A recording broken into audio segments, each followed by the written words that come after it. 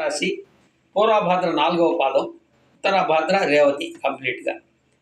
ఆదాయం 5, వ్యయం 5, రాజపూజ్యం 3, అవమానం 7. ఈ రాశి వారికి ఏలినాటి శని ప్రభావం చాలా ఎక్కువగా ఉంది. అనేక కృష్ణ సమస్యలు ఎదుర్కొంటారు ఈ మీన రాశి వారు.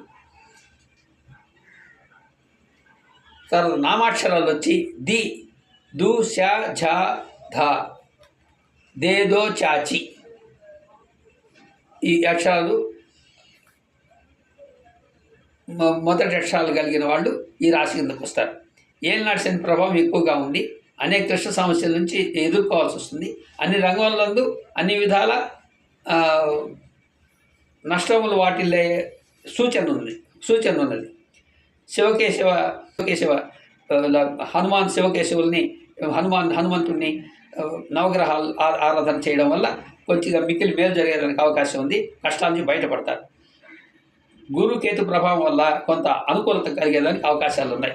ఆకస్మిక ధనాదాయం వచ్చేదానికి అవకాశాలు ఉన్నాయి ఈ మీన రాశి వాళ్ళకి. నిరుత్సాహపడతారు, అప్పుడప్పుడు నిరుత్సాహపడతారు. ప్రోత్సాహం లేదు కాబట్టి, ఇతరుల నుంచి ప్రోత్సాహం లభించదు కాబట్టి గ్రహాలు అనుకూలత లేక అననుకూలత వల్ల నిరుత్సాహం వస్తుంది. దాని నుంచి గట్టున పడాలి, ఆనందాన్ని అనుభవించాలి. ఆరోగ్య భంగాలు ఉన్నాయి, శస్త్రచికిత్సలు ఎదుర్కోవాల్సి వస్తుంది. జాగ్రత్తగా ఉంటే మంచిది. పిత్రార్జితో కలిసి వస్తుంది. పిత్రార్జితో నీ భాగం నీకు వస్తుంది అనమాట ఈ మీన రాశి వాళ్ళకి. స్త్రీలోలత్వం వల్ల దెబ్బ తినవద్దు. స్త్రీలోలత్వం వల్ల స్త్రీలోలత్వానికి పోయినామంటే దెబ్బ తినడానికి ఎక్కువ అవకాశాలు ఉన్నాయి ఈ రాశి వాళ్ళు, మీన రాశి వాళ్ళు. భాగస్వామ్యాలు వ్యాపారాలు చేస్తే కొంచెం లాభసాటిగానే ఉంటాయి. కోర్టు వ్యవహారాల్లో విజయం లభిస్తుంది.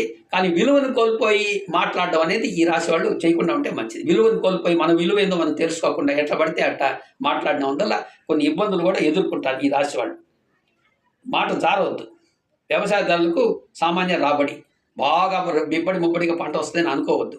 సామాన్య రాబడి ఉంటుంది. నిలిచిన బాకీలు సంవత్సరాంతంలో కానీ వసూలు కావు. సంవత్సరం వసూలు అవుతాయి నిలిచిపోయిన బాకీలు. వ్యాపారస్తులకు శుభ సమయం. రాజకీయ నాయకులకు స్త్రీల వల్ల కొంత ప్రమాదం కూడా ఉంటుంది. ఫిమినైన్ జెండర్తో కొంచెం జాగ్రత్తగా ఉంటే మంచిది. రాజకీయ నాయకులు ఎప్పుడు కూడా ట్రాప్ చేసేస్తారు. బయట రావడం కష్టంగా ఉంటుంది.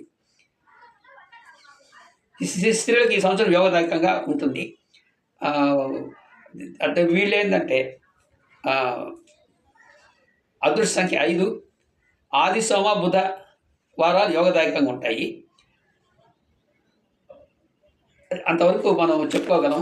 ఇక తర్వాత ఈ అన్ని రాశుల వాళ్ళు కూడా ఒకే కామన్గా చెప్పడం నేనేంటంటే మేషరాశి నుంచి మీనం దాకా అందరూ కూడా ఏ నక్షత్రాలను పుట్టని, ఏ పాదాలను ఉండని కాక ఈ సంవత్సరం శని, గురు, రాహు, కేతువులు ఏప్రిల్, మే నెలల్లో స్థాన మార్పిడి జరుగుతుంటుంది. కాబట్టి బాగా మంచి సుఖంగా బాగా ఉన్నవాళ్ళు కొంచెం కష్టాన్ని ఎదుర్కోవచ్చు. కష్టాలు పడి ఇంకా మన జీవితం ఇంతేరా అనుకున్న వాళ్ళు కొంచెం గట్టెక్కనవచ్చు. కొన్ని మార్పులు అనేటివి అన్ని రాసుల వాళ్ళకి ఏప్రిల్ నెలాఖరికల్లా కనీసం మార్పు అనేది వస్తుంది. ఇదే విధంగా ఉండిపోతాము అనేది మాత్రం అనుకోవద్దు. కొంత మార్పు అనేది వస్తుంది. అది శుభంగా ఉండొచ్చు, అప్పుడప్పుడు అశుభంగా కూడా ఉండవచ్చు. దేనికైనా సరే మీరు ఒకటే గుర్తుపెట్టుకోండి, శనీశ్వరుడికి తైలాభిషేకం, ప్రతి ఒక్కరు ఆ నవగ్రహాల ప్రదక్షిణ, విఘ్నేశ్వరుడి దగ్గర ప్రార్థన చేసుకుని క్షమాపణ చెప్పుకోవడం, నవగ్రహాల ప్రదక్షిణ చేయడం, శివపార్వతునికి, వెంకటేశ్వర స్వామికి తులసిమాల సమర్పించడం, ఇట్లాంటి కామన్గా వచ్చిన రెమెడీస్ చెప్పాను. అన్ని రాసుల వాళ్ళు ఇవి చేయొచ్చు, తప్పులేదు. ముఖ్యంగా ఉండేటి 3 రెమెడీసే. ఎవరికైనా సరే, ఏ రాశి వాళ్ళైనా సరే, ఎవరైనా సరే, ప్రపంచం అంతా కూడా 3 రెమెడీస్: స్నానం, ధ్యానం, దానం. ఈ 3. స్నానం అంటే 3 సార్లు స్నానం చేయడం అనే ఒకటే కాదు. బాహ్య స్నానం కాదు, బాహ్య స్నానం చేయాలా. అంతఃస్నానం ఇంకా ముఖ్యం. ఈ అంతఃస్నానం అంటే సత్యం పలుకుంటా, జీవహింస చేయకుండా ఉండటం అది పక్కన పెట్టండి, అవన్నీ ఉన్నాయి. అంతఃస్నానం అంటే ఎవరి కీడు కోరకుండా ఉండడమే అంతఃస్నానం. ఎవరికి కీడు, నీకు కీడు చేసిన వాళ్ళు కూడా కీడు చేయవాలి. ఇదే అంతఃస్నానం. బాహ్య స్నానం సమృద్ధి 10 సార్లు చేసే పక్కన పెట్టండి. అంతఃస్నానం ముఖ్యం. ఎవరికి కీడు కోరకుండా ఉంటే భగవంతుడు నీ మేలు కోరతాడు. శని కోరకబడలే, గురువు కోరబడలే, ఎవరు కోరబడలే. భగవంతుడు అన్నాడు, ఆల్మైటీ ఉన్నాడు, ఆయన నీ మేలు కోరితే చాలు. కాబట్టి ఎవడి కీడు కోరకుండా ఉండడమే అంతఃస్నానం. ధ్యానం అంటే మైలా అంటూ ముట్టు దోషం ఏమి లేదు ధ్యానానికి. ఎప్పుడు మనసులో ధ్యానం చేసుకునేదానికి ఈ మైలు అంటూ దోషాలు లేవు. సూతకాలు కూడా అడ్డు రావు. మన మనసులో స్మరించుకునేదానికి ఏ అడ్డు లేదు. సూతకాలు వస్తాయని చెప్పారు, కొంతమందికి చెప్పాను. పితృమాతృ కర్మలు చేయాల్సి వస్తుంది, సూతకాలు పాటించాల్సి వస్తుంది అని కూడా చెప్పాను నేను కొన్ని రాసుల వాళ్ళకి. వాళ్ళు కూడా మనసులో స్మరించుకుంటూ ఉండొచ్చు, తప్పు లేదు. అది స్నానం, ధ్యానం. దానం అంటే పలాని వాళ్ళకి, పలాని క్యాస్ట్ వాళ్ళకి, పలాని వాళ్ళకి ఇస్తేనే మంచిది అనేది ఉన్నది.